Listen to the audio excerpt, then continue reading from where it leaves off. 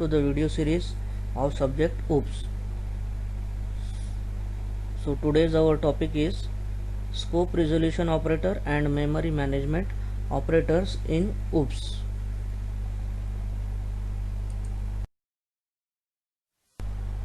So in the previous video, what we have studied, what were the differences, what were the different decision making statements available in C++ language, what are loops in C++ program, and different loops available in C++ programming. So in the today's video we will try to understand what is scope resolution operator, purpose of scope resolution operator and its usage, and what are different memory management operators available in C++. So coming to scope resolution operator, scope resolution operator हम किस लिए use करेंगे? तो in C++ scope resolution operator is donated by double colon, यानी scope resolution operator को कैसे लिखेंगे? With the help of double colon. Identify कैसे करेंगे? With the help of double colon. It is used for the following purposes, यानी scope resolution operator कौन से काम के लिए लिखेंगे? To access a global variable, global variable को एक्सेस करने के लिए. एक रहता है लोकल वेरिएबल और दूसरा है ग्लोबल वेरिएबल. ग्लोबल वेरिएबल यानी वो वेरिएबल जिसका वैल्यू हम throughout the program use कर सकते. To access a global variable when there is a local variable with the same name. अभी दो वेरिएबल है एक प्रोग्राम के अंदर जिसका नाम सरी का सेम है, तो उस टाइम पे हम ग्लोबल वेरिएबल को एक्सेस कर सकते with the help of scope resolution operator. तो ये एक उसका पर्पस हो गया. सेकंड पर्पस है to define a function outside a class. अभी ये जो स्कोप रिजोल्यूशन ऑपरेटर हम जो पढ़ रहे हैं, तो इसका सबसे ज़्यादा हम प्रोग्रामिंग में यूज़ करेंगे to define a function outside a class. यानी जब भी हम क्लास लिखते हैं तो उसमें डेटा मेंबर और मेंबर फंक्शन एग्जिस्ट करेंगे. तो मेंबर फंक्शन को अगर हमको क्लास के बाहर डिफाइन करने का है तो हम कौन सा ऑपरेटर यूज़ करेंगे? Scope resolution operator. Next is to access classes static variables. Static variables को एक्सेस करने के लिए भी हम स्कोप रिजोल्यूशन ऑपरेटर को यूज़ कर सकते. स्टैटिक वेरिएबल और कांस्टेंट जिसका वैल्यू प्रोग्राम में throughout the life cycle change नहीं होगा उसको बोलते हैं हम स्टैटिक वेरिएबल. तो उसको एक्सेस करने के लिए भी स्कोप रिजोल्यूशन ऑपरेटर को यूज़ करेंगे. और लास्ट उसका पर्पस क्या है? In case of multiple inheritance. तो मल्टीपल इनहेरिटेंस में जब हम न्यू क्लास जनरेट करेंगे फ्रॉम ओल्ड क्लास, तो उस टाइम पे ओल्ड क्लास को इनहेरिट करने के लिए यूज़ करेंगे हम scope resolution operator.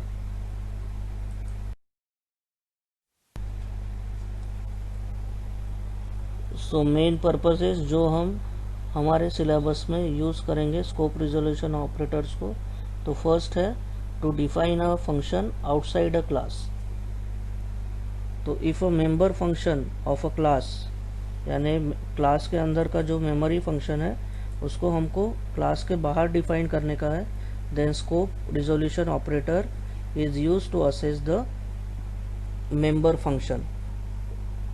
Maximum times हम स्कोप रिजोल्यूशन ऑपरेटर यही पर्पस को फुलफिल करने के लिए यूज़ करेंगे, that is to define a function outside a class. ये हम सेकंड यूनिट में देखेंगे कि किस टाइप से हम मेंबर फंक्शन को आउटसाइड अ क्लास डिफाइन कर सकेंगे with the help of scope resolution operator. और नेक्स्ट है in case of multiple inheritance. Multiple inheritance ये कंसेप्ट जब हम पढ़ेंगे तो उसमें if the same variable name exist in two ancestor classes. अभी इनहेरिटेंस में हम नया क्लास क्रिएट करते हैं फ्रॉम ओल्ड क्लास, तो हमारे प्रोग्राम में ओल्ड क्लास भी रहेगा और न्यू क्लास भी रहेगा। तो अगर दो क्लासेस में एक ही नाम से वेरिएबल एग्जिस्ट कर रहा, तो उस टाइम वो कॉन्फ्लिक्ट को रिजॉल्व करने के लिए हम स्कोप रिजोल्यूशन ऑपरेटर यूज़ कर सकते to distinguish between the same variable name. तो ये कंसेप्ट कहाँ पे यूज़ करेंगे हम? In case of multiple inheritance. तो ये भी अलग ही यूनिट है, इसमें हमको डिटेल में पढ़ने का है how to use scope resolution operator.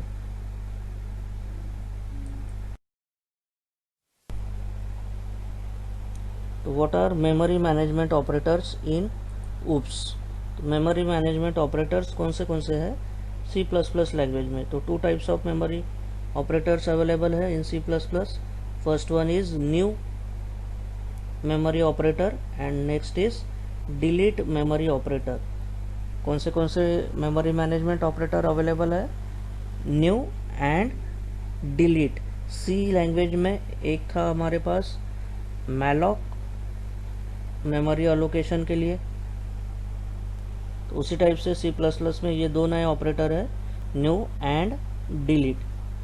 तो this two memory management operators are used for allocating memory. नया मेमोरी अलोकेट करने के लिए या असाइन करने के लिए हम कौन सा मेमोरी मैनेजमेंट ऑपरेटर यूज़ करेंगे? New operator. और मेमोरी को फ्री करने का है, फ्रीइंग मेमोरी ब्लॉक्स, तो उसके लिए मेमोरी मैनेजमेंट ऑपरेटर है हमारे पास डिलीट। यानी अलोकेट करने के लिए न्यू ऑपरेटर और डी अलोकेट और फ्री करने के लिए delete operator. To avoid the wastage of memory, memory का वेस्टेज को प्रिवेंट करने के लिए या अवॉइड करने के लिए we can dynamically allocate the memory required during run time using new and delete operator. तो मेमोरी वेस्टेज को बचाने के लिए, यानी मेमोरी वेस्टेज कम से कम होने को ना, मैक्सिमम यूटिलाइजेशन ऑफ मेमोरी होने को ना, मेमोरी ऑप्टिमाइजेशन के लिए रन टाइम में हम नया मेमोरी अलॉट कर सकते with the help of new operator, as well as run time में ही हम जो अनयूज्ड मेमोरी है उसको डी अलोकेट करेंगे with the help of delete operator. तो न्यू ऑपरेटर जो मेमोरी मैनेजमेंट है वो किस टाइप से हम यूज़ कर सकते? द न्यू ऑपरेटर, जैसा हम सभी को पता है, is used in C plus plus for dynamic storage allocation. Dynamic storage allocation का मीनिंग होता है रन टाइम में, यानी जब हमारा प्रोग्राम रन हो रहा है उस टाइम पे हम नया मेमोरी अलोकेट कर सकते हैं किसी ऑब्जेक्ट को।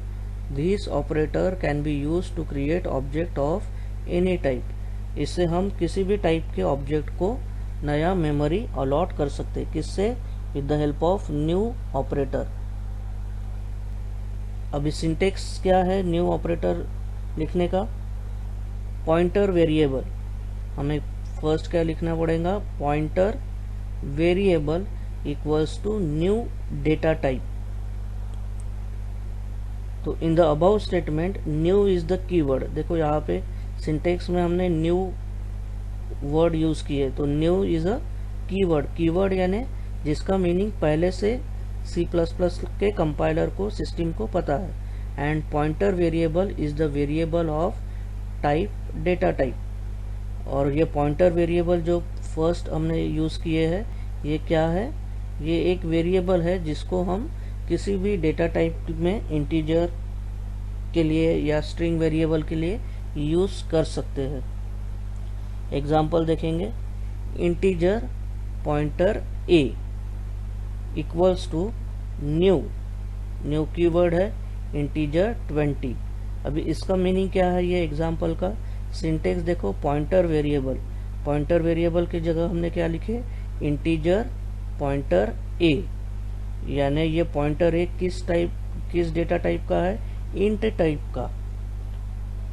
तो कितना न्यू यानी न्यू मेमोरी अलोकेट करेगा? कितना मेमोरी अलोकेट करेगा? 20 बिट्स का। तो in the above example the new operator allocates sufficient memory. Sufficient यानी यहाँ पे हमने स्पेसिफाई किए हैं 20 बिट्स और 20 bytes to hold the object of data type int. Data type क्या है इसका? इंट। देखो पॉइंटर का भी डेटा टाइप क्या है? In data type and returns a pointer, क्या रिटर्न करेगा, a pointer to its starting point, यानी जो फर्स्ट मेमोरी एलोकेशन रहेगा उसको रिटर्न करेगा टू पॉइंटर ए। अभी नेक्स्ट आते हैं हम दूसरे मेमोरी मैनेजमेंट ऑपरेटर को, जो है हमारा delete operator. The delete operator in C++ is used for releasing memory space और freeing memory space when the object is no longer needed, यानी जब ऑब्जेक्ट का काम, वो पर्टिकुलर ऑब्जेक्ट का काम अगर ख़त्म हो गया है तो उसने मेमोरी अलोकेट करके रखने को होना, क्या अपने पास नहीं रखने को होना, वही मेमोरी हम दूसरे किसी चीज़ के लिए यूज़ कर सकते, क्योंकि मेमोरी सबसे कॉस्टली कंपोनेंट है हमारे सिस्टम का। तो जो भी ऑब्जेक्ट का यूज़ नहीं है उसकी मेमोरी रिलीज कराएंगे हम with the help of delete operator. Once a new operator is used, it is efficient to use the corresponding delete operator for release of memory.